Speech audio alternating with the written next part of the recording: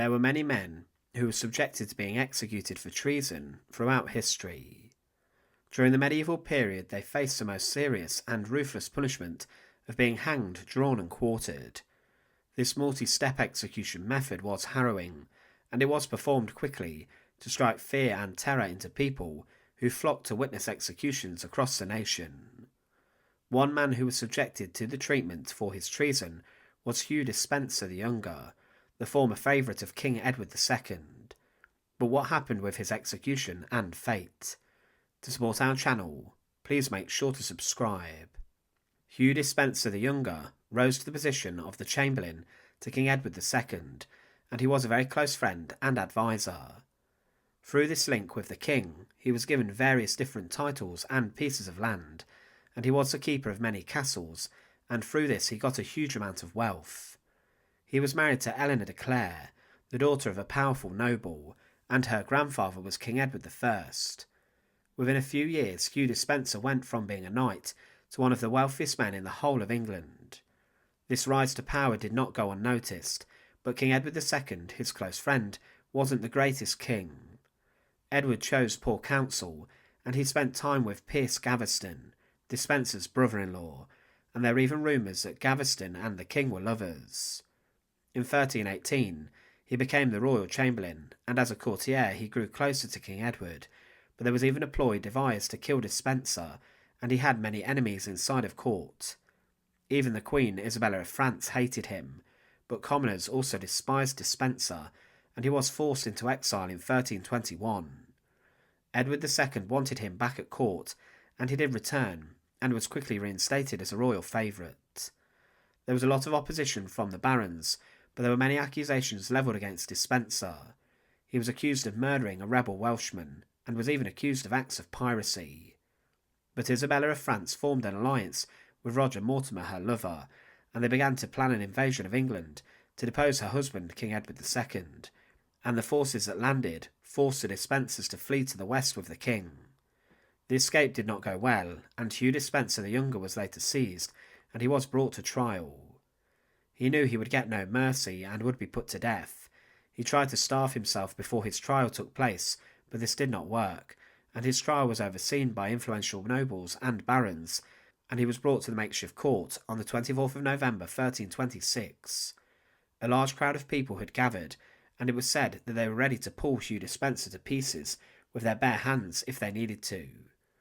Despenser wore a tunic that was inscribed with a Latin verse saying, "Why do you glory in malice, you who are mighty in iniquity?" He was dragged to the ground by the crowd, who witnessed his trial and stripped of his clothes, and he even allegedly had biblical quotes scrawled on his skin. The Lancastrian forces wanted Hugh Despenser to be beheaded at one of his own castles for treason, but Roger Mortimer, the lover of the Queen, wanted to ensure that his death was every bit horrific, and he was declared a traitor and an enemy of the realm. A huge list of charges were read out against Despenser, and it was claimed that he was guilty of breaking the terms of exile, breaching Magna Carta and the ordinances of 1311, killing, imprisoning and tyrannising the great and good of the realm, causing the king to fight in Scotland at the cost of thousands of men's lives, usurping royal authority, and attempting to fund the destruction of Queen Isabella and her son Duke Edward whilst they were in France. He was sentenced to death for his crimes. Despenser was for the crime of theft sentenced to hanging, and for his treason he was punishable by hanging, drawing and quartering. He was roped to 4 horses, 2 more than usual, and he was dragged through the city to the walls of his own castle, where a specially made 50-foot gallows designed to make his punishment visible to everyone in the town of Hereford was created. This was a large ladder-style device, and it was propped up against the walls of Hereford Castle. The execution ordeal began, and he was hanged, drawn and quartered in the presence of Queen Isabella, Roger Mortimer and their followers. First he was hanged on the gallows until he was almost dead. He was then tied firmly to the ladder, and his genitals were cut off, and they were then burned in a fire at the foot of the ladder, whilst he was still conscious. Then the executioner made a cut into his chest and stomach, and they pulled out his entrails. His heart was then hacked out of his body, and this was thrown into a fire, as it was said to have been false and traitorous. His corpse was then decapitated, with the head being hacked off, to a chorus of ecstatic cheers, and then the head of the former royal favourite was sent to be displayed above the gate of London.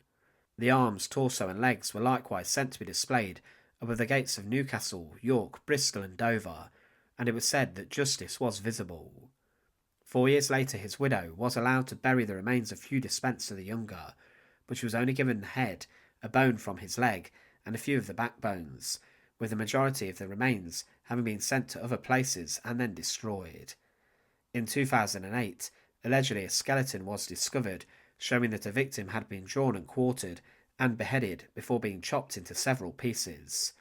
There were considerations that this may have been the remains of Despenser, and these remains lacked the body parts, including those that had been given to Hugh Despenser's wife. Hugh Despenser the Younger was subjected to a brutal and ruthless execution at the hands of his enemies, as he was hanged, drawn, and quartered in public.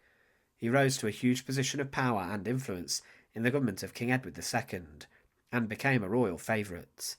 But he had many enemies, including the Queen, and for his actions following the overthrow of King Edward II, he was charged with high treason, and was subjected to a harrowing and brutal ordeal, one of the most shocking and awful execution ordeals in the whole of English history.